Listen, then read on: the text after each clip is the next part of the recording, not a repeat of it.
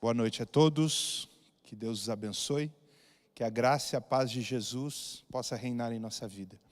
Nesse momento eu gostaria de chamar aqui o pregador desta noite, o jovem Samuel, trará a palavra do Senhor e que Deus possa reinar na vida dele e possa usar a boca dele para ser instrumento aqui nesta terra.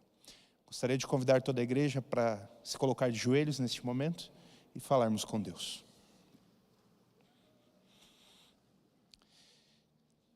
Querido Deus, bondoso Pai, graças te damos pelas bênçãos até aqui alcançadas. Muito obrigado pela vida, pelo dom da vida. E obrigado, Pai, porque o Senhor nos dá a oportunidade de te servir. Servir através dos dízimos e das ofertas. Servir proporcionando nossos dons e talentos para a pregação do Evangelho. Que o Senhor possa abençoar o nosso jovem Samuel, que vai trazer a Tua palavra, que ele possa ser usado por Ti, que o Espírito Santo possa encher a vida dele e a vida da nossa igreja. Todos aqueles que irão assistir neste momento possam ter entendimento e discernimento da Tua mensagem. Em nome de Jesus. Amém, Senhor. Amém. Amém, pastor.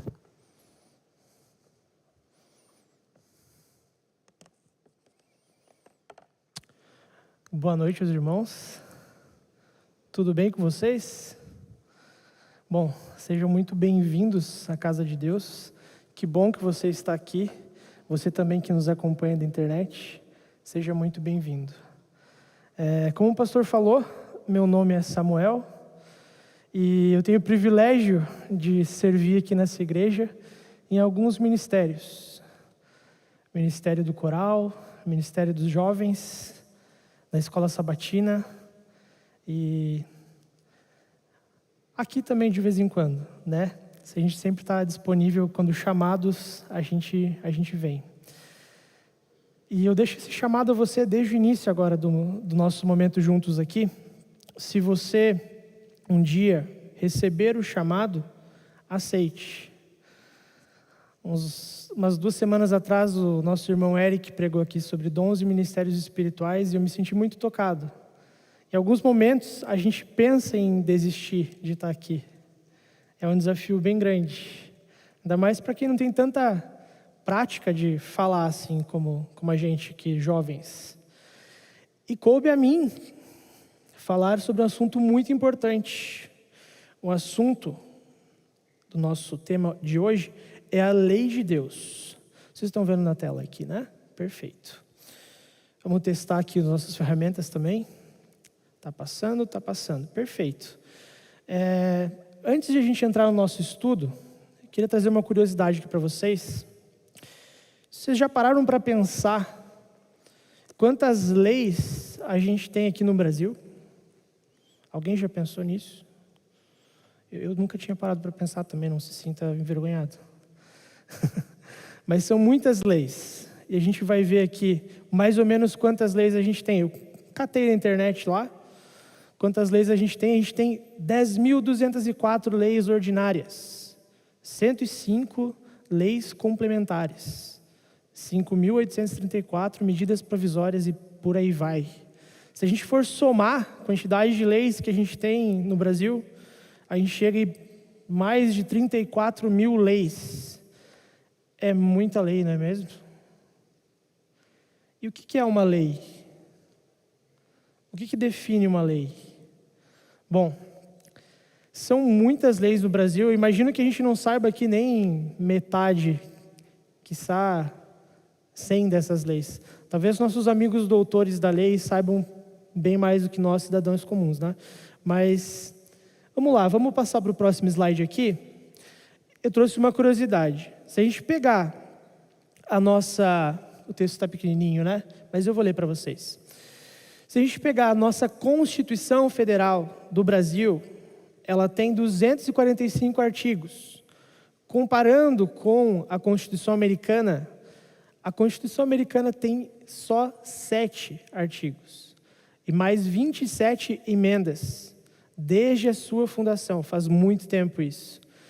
E as leis, elas definem o povo.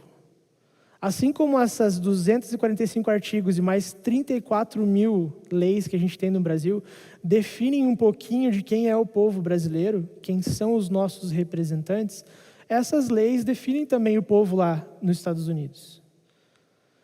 Engraçado que a gente precisa colocar tudo no papel, a gente precisa passar por um processo para tornar essas leis oficiais.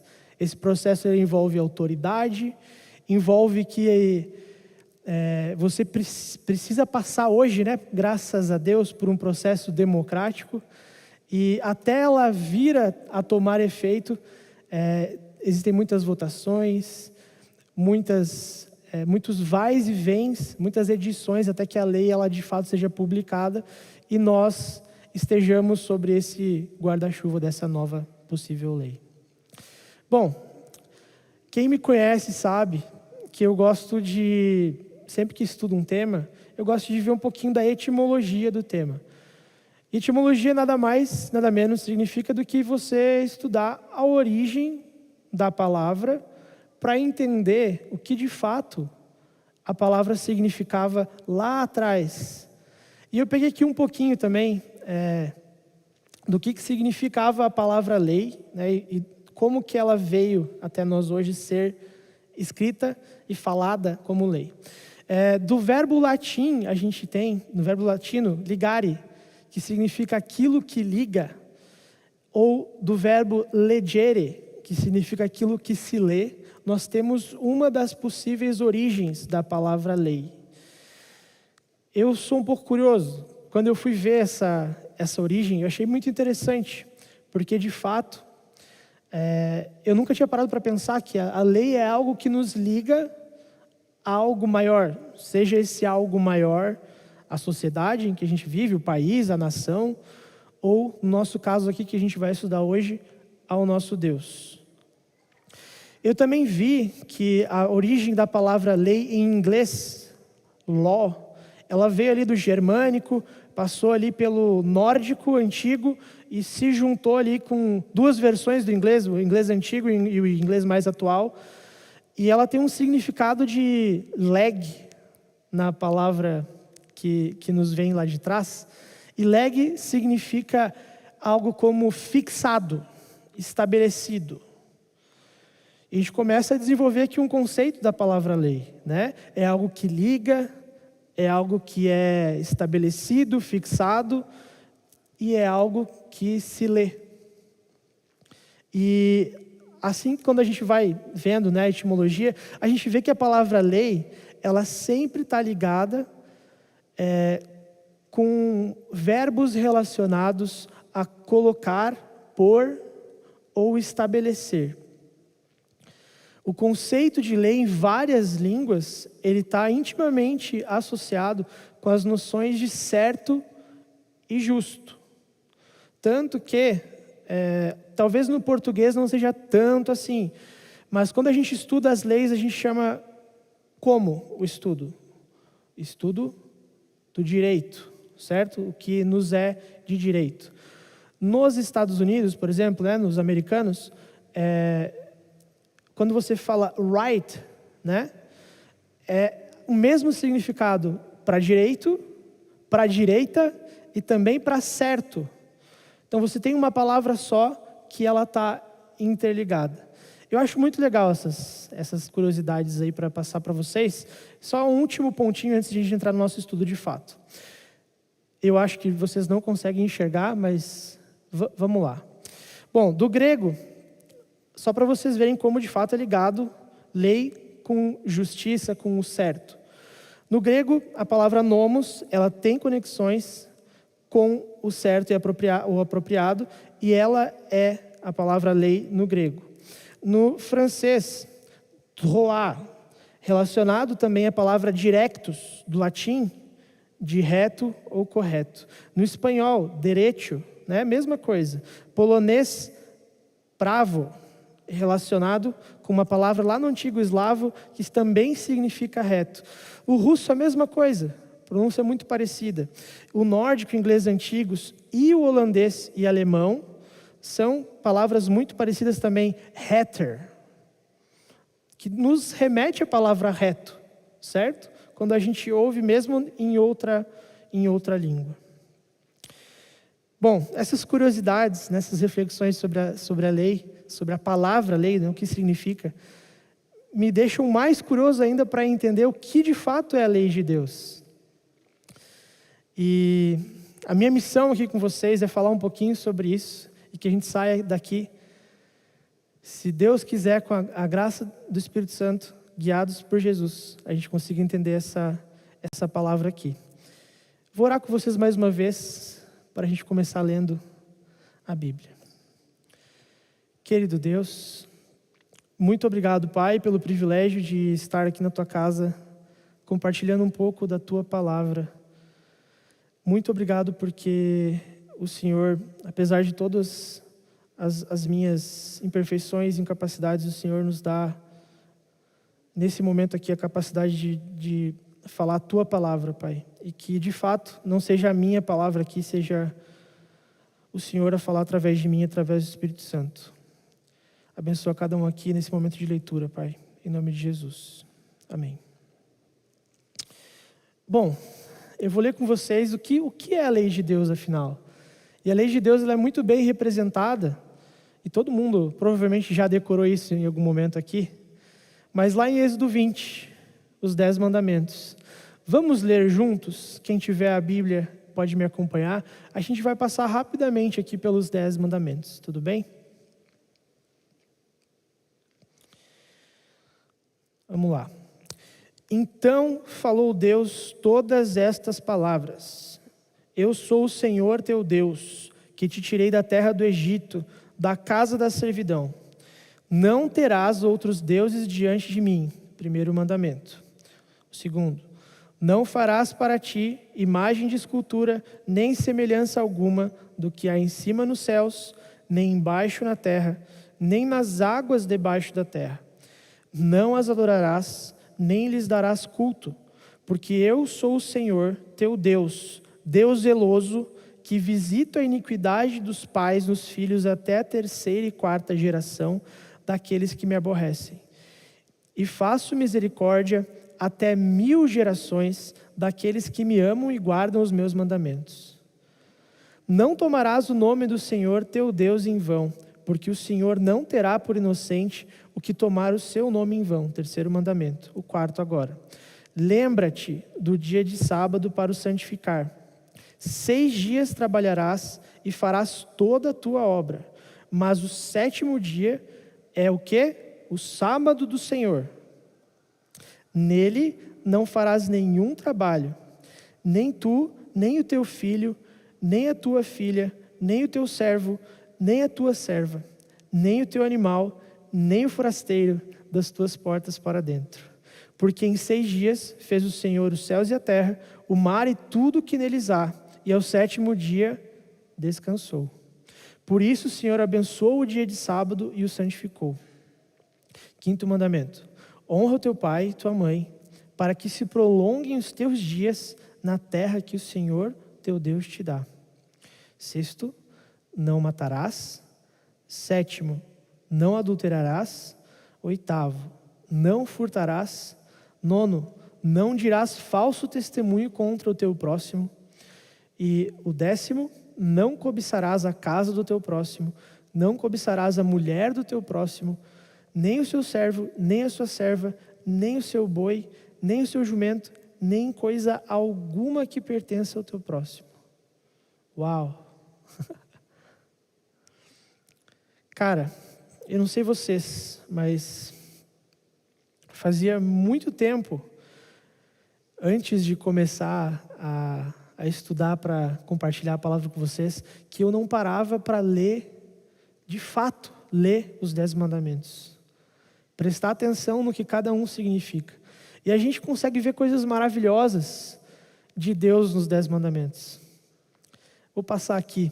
A gente vai estudar um pouquinho qual é a natureza da lei de Deus, qual é a vigência da lei de Deus e quais são as funções da lei de Deus. Nos 10 mandamentos, por exemplo, se você pegar aqui o 2º mandamento, Deus, ele visita a iniquidade dos pais nos filhos até a 3ª e 4ª geração.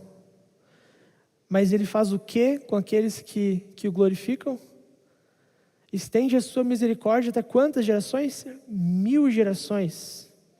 Que Deus maravilhoso, não é mesmo? Cara, a natureza da lei de Deus está e fala sobre quem é nosso Deus. Se você parar para pensar, por mais simples que possam ser, né, algumas linhas, quando a gente compara lá com a quantidade de leis que o Brasil tem, que os Estados Unidos têm, são leis tão simples e tão abrangentes ao mesmo tempo, não é mesmo? Bom, primeiro aspecto então da lei de Deus, na natureza da lei de Deus. Como eu já comentei, se você prestar bem atenção, a lei de Deus, ela expressa o caráter de Deus. Essa é a primeira característica. Nosso Deus, de tão didático, maravilhoso que Ele é, Ele colocou aqui tudo aquilo que Ele é, para a gente poder conhecer Ele. Então, se você está em dúvida, quem é o seu Deus? Comece pela lei de Deus. Leia os 10 mandamentos, leia com calma. Aprenda um pouquinho mais. A lei do Senhor é perfeita e restaura a alma. O testemunho do Senhor é fiel e dá sabedoria aos simples. Por conseguinte, a lei é santa e o mandamento santo, justo e bom, assim como o próprio Criador da lei. Santo, justo e bom. Próxima característica, né, próxima natureza da lei de Deus, é uma lei moral. É uma lei moral. Ela não se importa somente com aspectos práticos, também se importa com aspectos práticos, mas se importa também com questões morais. Quem é a pessoa? Né? Quem é o meu povo? Deus também se importa com esses aspectos. Terceiro aspecto da natureza da lei de Deus. Antes disso, né, mais um texto aqui. Todo aquele que pratica o pecado também transgride a lei, porque o pecado é a transgressão da lei. Esse texto ele vai se repetir ao longo do nosso estudo aqui, porque, como eu falei antes ali, a lei ela é também uma lei moral, a lei de Deus. E a transgressão dos pecados, a transgressão da lei é a definição do pecado. Então, além de ser uma lei moral, ao transgredirmos, também temos uma característica na lei de Deus de ser uma lei espiritual. Além de moral, de questões reflexivas, de questões filosóficas, também temos a questão espiritual, a questão interna. Jesus explicita muito bem isso, quando ele fala no Sermão da Montanha. Ouvistes que foi dito aos antigos, não matarás, e quem matar estará sujeito a julgamento. Eu, porém, vos digo que todo aquele que sem motivo se irar contra seu irmão estará sujeito a julgamento do tribunal. E quem lhe chamar tolo estará sujeito ao inferno de fogo. Se a gente seguir um pouquinho mais, tem mais um exemplo. Ouvistes que foi dito, não adulterarás. Eu, porém, vos digo, qualquer que olhar para uma mulher com intenção impura no coração, já adulterou com ela. Pesado, né? Mas verdadeiro. Além do caráter moral, o caráter espiritual. A intenção importa. O seu espírito ao fazer alguma coisa importa. Então, existe essa dimensão também. Além dessas dimensões, temos a natureza positiva da lei. E pode parecer um pouco contraditório, porque quando a gente lê, a gente vê um monte de não, né? Não matarás, não adulterarás, não. São muitos nãos. E eu aprendi que muitas vezes o não, ele nos liberta. É o caso da lei. Vou dar um exemplo para vocês. Você vai fazer um aniversário. E eu não sei vocês, mas depois de uma certa idade, assim, a gente começa a receber muita meia de presente, né? Não sei vocês todos, mas eu recebo muitas meias. E às vezes as pessoas ficam assim, cara, não sei o que eu vou dar de presente, né? E você chega para a pessoa e fala assim, eu não quero uma meia. Você pode me dar qualquer outra coisa, eu vou ser muito feliz, mas eu não quero uma meia. Dito isso, né? Esse não liberta. Mas o sim, assim como o não liberta, o sim ele também pode te prender. Por exemplo, eu poderia pedir, né, para o meu aniversário, eu quero um carro zero. Eu quero que você me dê um carro zero. Você tem que me dar um carro zero. O sim, ele pode te prender também. Então, a lei de Deus, ela tem essa característica de natureza positiva. Apesar de ter vários nãos, tudo que está fora do não é o que a gente consegue entregar para Deus. Então, pense nisso. Parece contraditório, mas não é. É uma lei, como a gente comentou antes, uma lei simples, né? Os simples podem entender, mas ela também é abrangente. A gente consegue ficar aqui falando de um desses mandamentos por muito tempo, mas a gente também consegue passar por uma criança, para que essa criança ela aprenda, ou para alguém com mais idade, alguém com mais dificuldade cognitiva, inclusive, e essa pessoa ela vai aprender os mandamentos, ela vai conseguir aplicar na vida dela, e isso vai fazer diferença na vida dela. Então, tem uma característica que é simples e abrangente. Bom, vemos o primeiro ponto, então, que é a natureza da lei de Deus. Qual seria a vigência da lei de Deus, então? Será que a lei de Deus, ela expirou? Será que quando Jesus morreu na cruz, a lei foi abolida? E aí? Coincidentemente, hoje eu cheguei aqui e o pastor Flores estava falando exatamente sobre esse assunto das leis cerimoniais. A gente vai ler alguns textos aqui, tá? E eu vou tentar aqui ser o mais breve possível, mas eu quero a atenção de vocês, tá? Tentem seguir o raciocínio. Para a gente ver sobre a vigência, a validade da lei de Deus, eu peguei aqui os principais argumentos que a gente ouve as pessoas falando contra a vigência da lei de Deus nos dias de hoje. Quais são esses principais argumentos? Número 1, a lei foi dada somente aos judeus. Número 2, a lei foi abolida na cruz. E número 3, a salvação é alcançada pela fé e não pelas obras. Vamos fazer o seguinte, tá? A gente vai ler um pouquinho sobre cada um desses argumentos e no final a gente tenta chegar a uma conclusão juntos aqui, tá bom? Vamos lá então. Primeiro, a lei foi dada ao povo judeu? Será que foi somente para o povo judeu? Vamos lá. 2 Pedro 2, versículo 4. Ora, se Deus não poupou anjos quando pecaram, antes precipitando-os no inferno, os entregou a abismos de trevas, reservando para o juízo.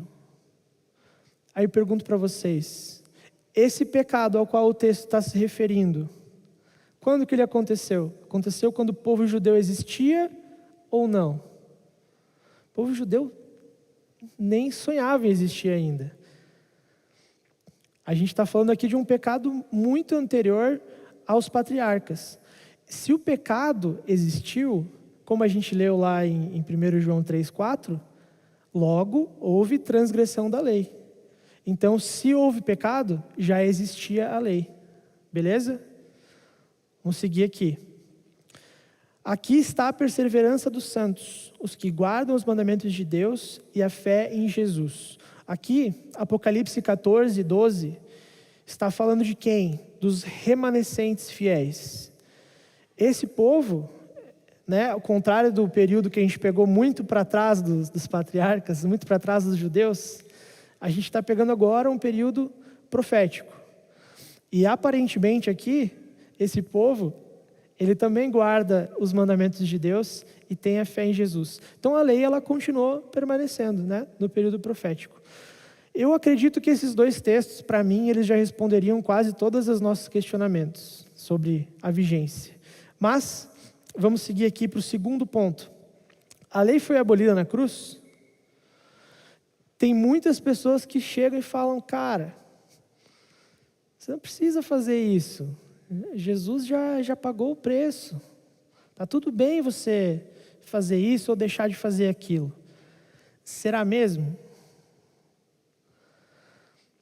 Porque o fim da lei é Cristo, para a justiça de todo aquele que crê. Olha, lendo esse texto assim, separado, até parece que, de fato, né, a lei teve o fim em Cristo. Peço a paciência de vocês, porque são 3 textos e a gente vai explicá-los depois, tá? Mas agora, Efésios 2, 13 a 15. Mas agora em Cristo Jesus, vós que antes estáveis longe, fostes aproximados pelo sangue de Cristo. Porque Ele é a nossa paz, o qual de ambos fez um, e tendo derribado a parede de separação que estava no meio, a inimizade, aboliu na sua carne a lei dos mandamentos, na forma de ordenanças, para que dos dois criasse em si mesmo um novo homem fazendo a paz. Olha, acho que fora do contexto assim, até parece que a lei foi abolida mesmo, né? Mais um texto, antes de a gente explicar. E a vós outros, que estáveis mortos pelas vossas transgressões e pela incircuncisão da vossa carne, vos deu vida juntamente com ele, perdoando todos os nossos delitos, tendo cancelado o escrito de dívida que era contra nós e que constava de ordenanças, o qual nos era prejudicial, removeu-o inteiramente, encravando na cruz. Poxa, se Jesus removeu tudo que constava contra nós, que constava de ordenanças, encravou na cruz, será mesmo que a lei não foi abolida na cruz? Vamos ver um pouquinho mais a fundo, mais alguns textos que podem contrapor esses primeiros 3. Lá no Sermão do Monte, Jesus fala o quê? Mateus 5, 17 e 18. Não penseis que vim revogar a lei ou os profetas. Não vim para revogar, vim para cumprir. Porque em verdade vos digo, até que o céu e a terra passem, nenhum i ou tio jamais passará da lei até que tudo se cumpra. Olha, quando eu entrei na igreja ainda tinha céu, né? E a gente ainda está pisando na terra. Então, é quase autoexplicativo, não é verdade? Não passou ainda. Mais um texto. Por conseguinte, a lei é santa e o mandamento é santo, justo e bom. Por que eu trago esse texto aqui? Porque esse mandamento, esse texto, nos lembra das características de Deus. Deus santo, justo e bom. Aquele que é para sempre. Se Ele é uma expressão, se a lei de Deus é uma expressão dele, a lei também é eterna. Ela também não muda. E assim como a gente lê no texto, ela é santa, justa e boa. Temos um detalhe aqui, que a gente não falou no início. Na Bíblia, existem diversos tipos de leis. E quando a gente contrapõe esses textos, a gente está contrapondo, na verdade, 2 tipos de lei. A lei moral e a lei cerimonial. A lei cerimonial, ela está contida principalmente lá em Levíticos, do capítulo 1 ao 9, tem um pouquinho ali em Êxodo, um pouquinho em Deuteronômio. E eu sei que os jovens estão estudando bastante nesse trimestre aí na escola sabatina sobre esse assunto. A lei cerimonial, ela consistia no quê? Ela era basicamente uma sombra em forma de cerimônias que apontava para um acontecimento futuro, certo? Essa sombra era o quê? Deixa eu passar aqui para a gente conseguir ler.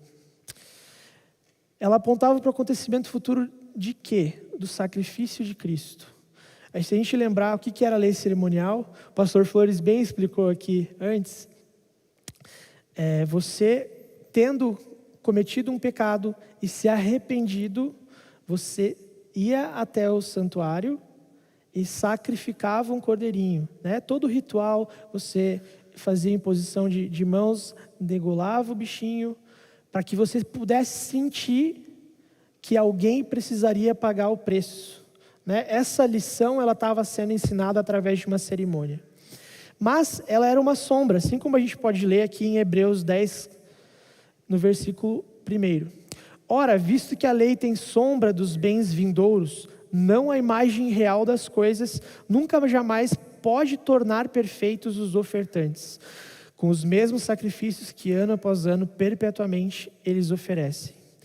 Somente com o sangue de Cristo, com a imagem real, que essa lei cerimonial, ela alcançou a sua definição principal. E qual é o segundo ponto da lei cerimonial? Essa lei, sim, foi abolida na cruz. Lá em Mateus 27, a gente tem o relato do rasgo de teto a chão do véu que separava o Santo do Santíssimo no santuário. Significando o quê? Que a lei cerimonial já não mais valia. A lei cerimonial sim foi abolida.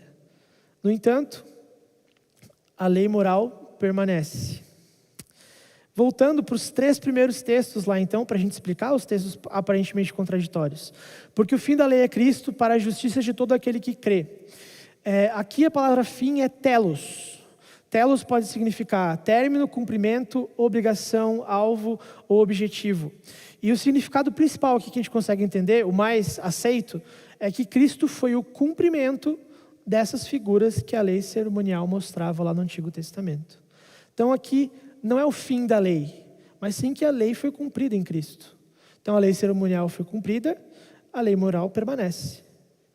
Segundo texto, qual é o comentário que a gente tem aqui? Porque ele é a nossa paz, o qual de ambos fez um, e tendo derribado a parede da separação que estava no meio, a inimizade aboliu na sua carne a lei dos mandamentos na forma de ordenanças, para que dos dois criassem em si mesmo um novo homem, fazendo a paz. Qual era o contexto desse texto? O contexto era que os judeus que se tornaram cristãos, eles estavam exigindo que os conversos gentios fizessem os rituais judeus, os rituais cerimoniais. E aqui, basicamente, Paulo explicando que após o sacrifício de Jesus, isso já não era mais necessário. Então, se a gente lê somente o texto, sem o contexto, de fato, fica estranho. E o último texto para a gente explicar aqui: e a vós outros que estáveis mortos pelas vossas transgressões e pela incircuncisão da vossa carne, vos deu vida juntamente com ele, perdoando todos os nossos delitos, tendo cancelado o escrito de dívida. Vamos lá. A palavra escrito de dívida aqui, que foi cancelada, ela pode ser lida como queirografon. Nada mais é do que um documento de compromisso com pagamento de dívida, mais conhecido nos dias de hoje como uma nota promissória. O que Cristo cravou na cruz foi exatamente esse escrito de dívida, que era o escrito de dívida que você antes pagava através do cordeirinho, agora quem pagou foi Jesus. E a palavra ordenanças aqui no texto aponta justamente mais uma vez para a lei cerimonial. Então qual é a nossa conclusão aqui para esse segundo ponto da lei foi abolida na cruz? Um tipo de lei foi abolido na cruz, a lei cerimonial, mas somente esse tipo de lei. Último ponto, a salvação ela é alcançada pela fé e não pelas obras. Correto, né? A gente concorda com isso. A salvação de fato ela é alcançada pela fé e não pelas obras. Só que esse argumento normalmente ele sempre vem acompanhado de um outro argumento. É aquele que eu falei lá no início. Cara, você já foi salvo pela graça, você não precisa fazer mais nada. Você não deve nada para ninguém, Jesus já te salvou. Vamos ler aqui, Romanos 3:28. Contudo, concluímos, pois, que o homem é justificado pela fé, independente das obras da lei. É evidente, lá em Gálatas, que pela lei ninguém é justificado diante de Deus, porque o justo viverá pela fé. É porventura a lei contrária às promessas de Deus? De modo nenhum. Porque se fosse promulgada uma lei que pudesse dar vida à justiça, na verdade seria procedente de lei. Mas a Escritura encerrou tudo sobre o pecado, para que mediante a fé em Jesus Cristo fosse a promessa concedida aos que creem. Então, entendemos aqui que de fato a lei não salva. O que salva é a nossa fé, através da graça concedida por Cristo lá na cruz. Mas então qual é a função da lei? Para que serve a lei, se a lei não salva? Não é verdade? A lei ela tem basicamente duas funções, e eu já me encaminho aqui para o nosso final do estudo. E a primeira função é revelar a pecaminosidade humana. Lá em Romanos 3, versículo 20, a gente tem o seguinte: visto que ninguém será justificado diante dele por obras de lei, em razão de que pela lei vem o pleno conhecimento do pecado. A primeira parte, ela repete o que a gente acabou de afirmar, de que de fato a gente não é salvo pela lei, mas a segunda parte, ela fala o quê? Que é pela lei que a gente tem o pleno conhecimento do pecado. Então, qual é a primeira função da lei? Revelar para a gente o que é pecado. Mais um texto aqui para a gente ler. Que diremos, pois? É a lei pecado? De modo nenhum, mas eu não teria conhecido o pecado senão por intermédio da lei, pois não teria eu conhecido a cobiça se a lei não dissera, não cobiçarás. É como se fosse um espelho, né? Quando a gente está sujo, a gente olha para o espelho para saber onde é que está sujo, para poder se limpar. Nosso exemplo aqui, o que limpa, o que salva, é o sangue do Cordeiro. A lei é o espelho, mas não significa que o espelho não limpe a gente, que ele perde o seu valor, como aquele que mostra, aquele que aponta o que está sujo. Indo aqui então para o segundo ponto da lei, da função da lei, ela tem a função de conduzir a Cristo. Uma função lógica, a gente entendendo os nossos pecados, entendendo que de fato é pecado, porque a lei nos aponta isso. O próximo passo é o quê? Sermos conduzidos até aquele que nos limpa, certo? Então, de maneira que a lei nos serviu de aio para nos conduzir a Cristo, a fim de que fôssemos justificados por fé. Então, a lei ela tem essas duas principais funções. Primeiro, de mostrar para a gente o que é o pecado, e segundo, de nos conduzir até Cristo. Bom, o meu último slide aqui, e entendemos o que é a lei, entendemos que ela ainda vale para nós, entendemos quais são as funções da lei. Mas será que eu tenho que obedecer a lei, depois de tudo isso que a gente falou? O ponto central que eu queria deixar para vocês aqui é que a obediência à lei de Deus é uma questão de amor. Por quê? A gente valoriza as pessoas que a gente ama. A gente respeita as vontades das pessoas que a gente ama. Eu não posso correr o risco de ser legalista, de fazer o que está escrito na lei só por fazer. Uma coisa é fazer e, ok, eu fiz. Mas a felicidade, a alegria de cumprir aquilo que Deus nos pede, ou a tristeza quando a gente comete um pecado e a gente se arrepende e se coloca de volta aos pés de Jesus. Essa é a verdadeira obediência. É através do relacionamento, é através do amor. Eu deixo um pedido, um chamado para vocês hoje aqui. Eu estava terminando de refletir sobre esse tema hoje de tarde e estava com meu fonezinho lá no escritório. Daqui a pouco dá aquele barulhinho do WhatsApp. E eu não costumo ver, eu às vezes até ignoro, mas dessa vez eu vi, não sei porquê. E era uma mensagem no grupo do condomínio, coisa mais banal que poderia ter, né? E era um dos membros do conselho do condomínio falando que o síndico faleceu. E, cara, muito estranho, porque ele mora em cima do nosso apartamento. Morava. E as interações que eu tinha com ele são as interações que vocês imaginam, né? Deu um problema, você vai... Desculpa. Você vai falar com ele, né? Deu um problema, você vai falar com ele. Os poucos momentos que a gente teve interação foram esses. E o tempo dele acabou. Um câncer fulminante, cara. Ele foi quarta-feira para o hospital e faleceu hoje de tarde. Ninguém sabia, nem mesmo ele, que o barulho que ele fez às 2 da manhã, eu ouvi, não fiquei feliz. Era a última vez que ele saía de casa. O meu chamado para você, enquanto o Ali vai cantar pra gente, é que você não sabe se hoje é o teu último dia.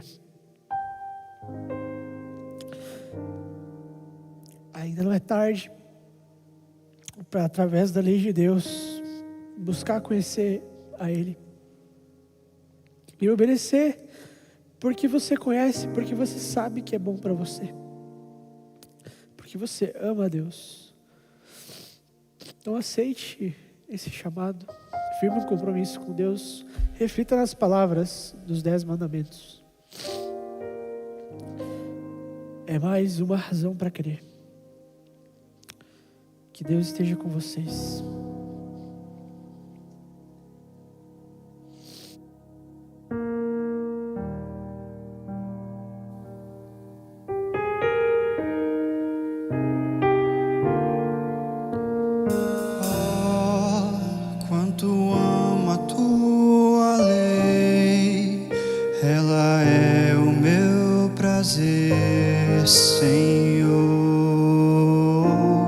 Sim, verdadeiros são seus passos, é verdade dos teus lábios e motivo do meu louvor. Bem-aventurados os que andam na lei, nela tenho vida, não me esquecerei. São os seus ensinos, luz pro meu caminho, nela seguro estarei. A tua lei é perfeita,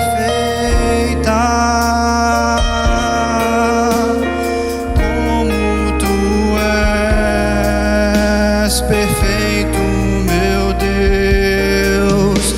A tua lei é santa e justa,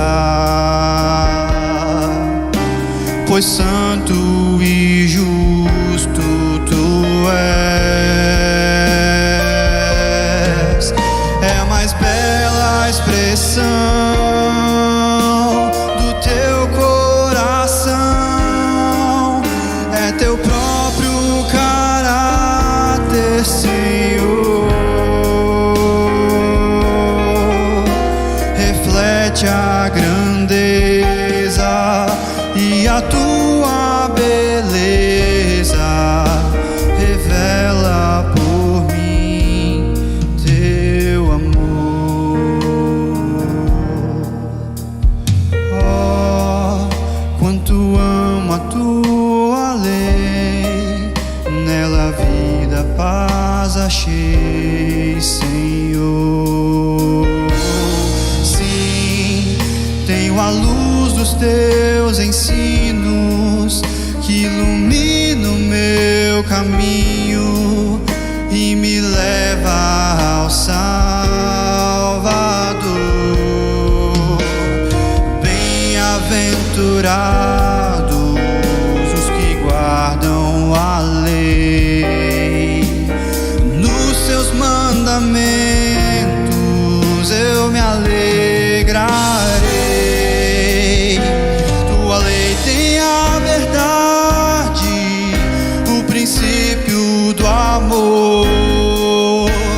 Sua autoridade vem de ti, meu Criador. Palavras eternas, fonte de luz,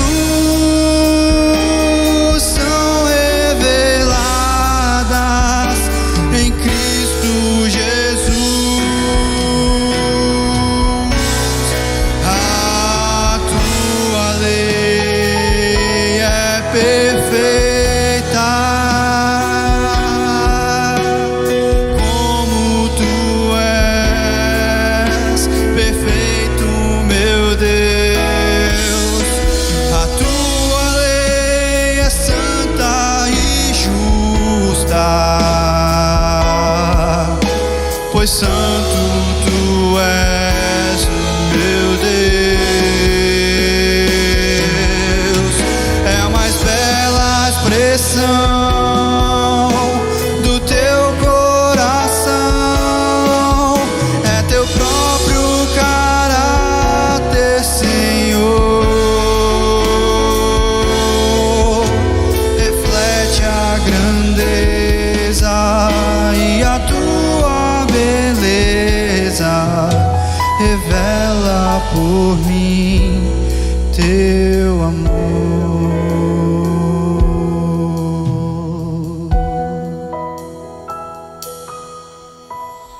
Oh, quanto amo a tua lei, ela é o meu prazer.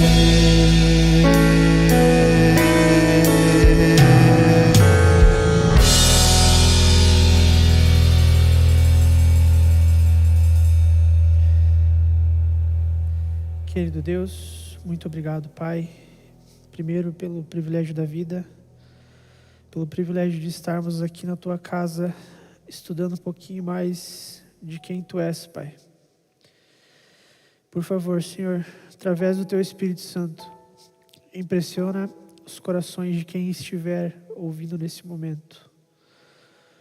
A quem ainda tem tempo de Te conhecer e conhecer o quão maravilhosa, quão santa, justa e boa Tua lei é, Pai. Toca os corações de cada um, que a gente saia daqui com essa vontade de conhecer um pouquinho mais de Ti através da Tua lei, Pai. E que possamos segui-la todos os dias para a Tua honra e glória. Em nome de Jesus. Amém, Pai.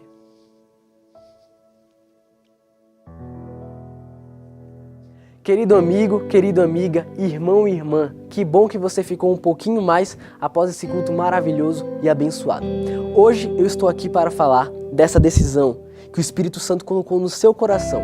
O Espírito Santo falou para você através dos hinos que foram cantados, das orações feitas e da proclamação da palavra, do evangelho que o pregador trouxe hoje. Se você está com desejo no seu coração de se batizar, acesse o link que está aí abaixo, ou o QR Code que consta na sua tela. Nós estamos aqui para te ajudar com essa decisão, que é a decisão mais importante da sua vida, de aceitar Jesus Cristo como seu Salvador. Acesse o link. Que Deus te abençoe. Um abraço.